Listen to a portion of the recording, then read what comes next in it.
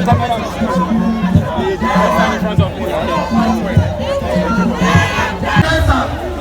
a rousing welcome. So we welcome Honorable John Seto Dumelo. Please, thank you very much.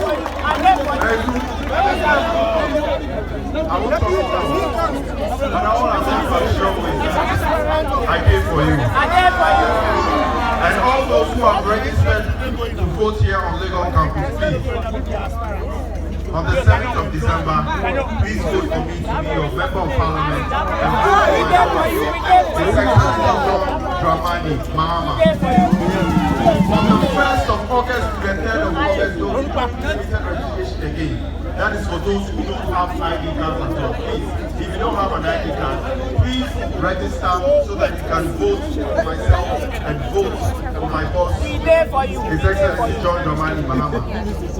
I am for you. I'm here to solve your problems, and I have been solving your problems since 2012. Last week, when there was no water issue, I brought water here for you. 2 weeks ago, a group of students came and they said they needed help with their school fees, and I paid it for them. A month ago, some students came and they said they needed to do their medicals, and I paid for them. And so I am here for you. What is left is to put money in your pockets, and I will do that for you.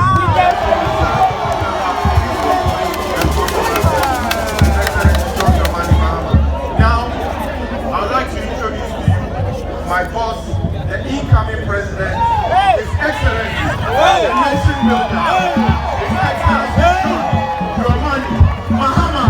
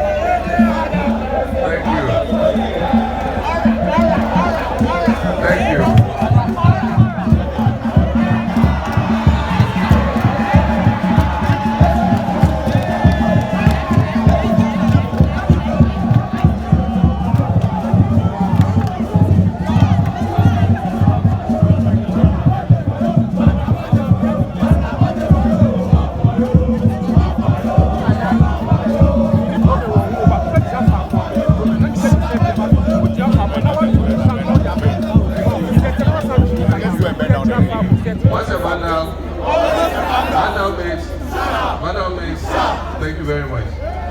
I left the gates of this university for today. We came on a courtesy visit to the Awasu West Legon constituency. And you know, this great campus of University of Ghana is a part of the Awasu West Legon constituency. And so your parliamentary candidate, John Dumelo, said we can't do a successful visit to his constituency without paying a visit to the campus of the University of Ghana. And so we came here about an hour ago. I went to my hall, common hall.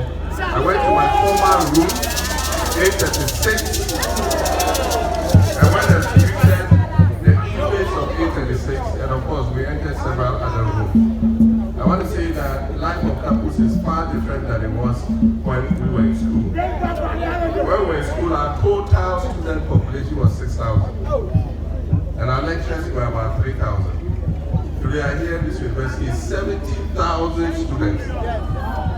That is huge. And you are facing so many challenges. And so we held a discussion with the Vice President, and we discussed many of the challenges you're facing. And one of the major challenges is the accommodation issue.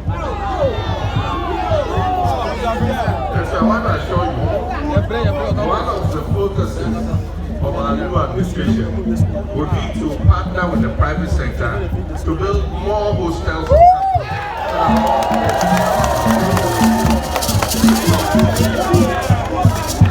No betting, no betting, no betting.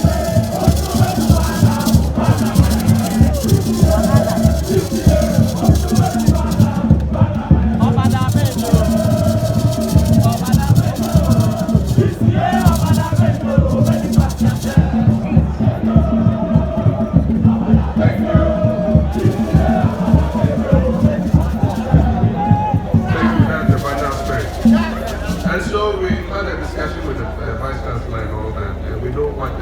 major issues like that. And the issues do not pertain only to tertiary education, but also secondary and basic. And that's why we suggested that when we come into office, we will have a conversation about Ghana's education and see how we are able to raise enough funds both for tertiary, secondary, and basic education. We cannot work on only one policy and only one segment of our education. We must have a good experience as students from the basic to secondary right up to tertiary. Each aspect of education is important. And so how to fund tertiary education so that you have a good experience when you're in school is something that is important to us. We have a very good experience of when we're in school. We have great memories of when we're students on this campus. We want you to have that same experience when you come into campuses like this. As your MP has said, he gave for you. Even though he's not yet an MP, if you look at some of the things he's doing in this country, you can bet that when he becomes an MP, he will do 10 times or 100 times.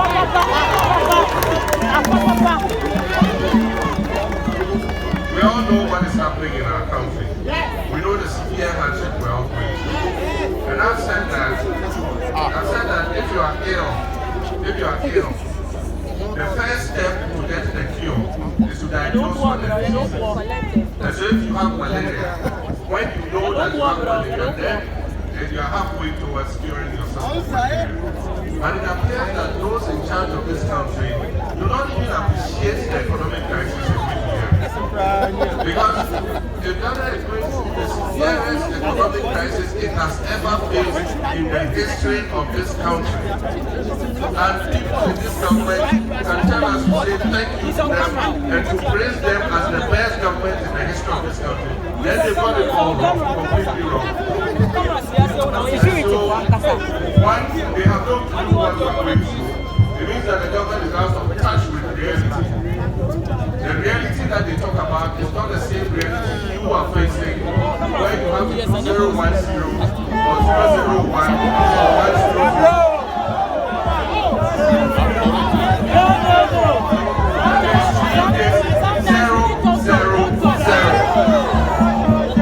And the statistics to support it. Because the statistical service has said that 8 million Ghanaians went one day without food because they couldn't afford it. And so if somebody else that tells you that in these circumstances, they are the best government in the history of Ghana from West Side, then they've got it completely wrong. But the day of rescue is coming.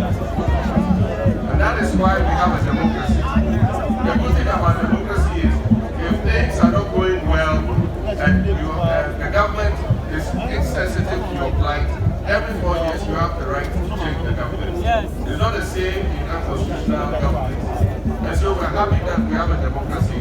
And come December 7th, we have the opportunity to exercise our right to decide that government constitutes or not. And so I thank all of you. I know you are all registered voters. Those who have not registered yet, please, like I said, in the first week of August, they're going to open the register again.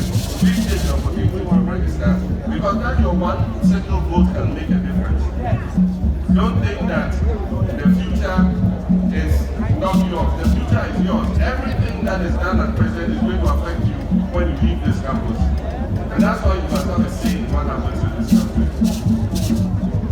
Today, we have debts that if we decided to share amongst ourselves, each of us will owe 20,000 cedis. If you share the national debt, which was 120 billion, amongst the 30 million Ghanaians, each person owed only 4,000 cedis. Today, if you share that same debt, if we decided that we're going to abandon this country, everybody should pay his part of the debt and take his bag and go. Each of us will have to pay 20,000 before they allow us to go. And so, that debt is not going to be paid by those who are in government today, who are inherited. You are the ones going to come and pay that debt. And so you must take an interest in the politics of this country. And 7th December offers you that opportunity. And so my hope is that you all do your civic duty and come out in your numbers and vote. For those of you who are supporters and sympathizers of the NDC, we want all of you to volunteer as party agents.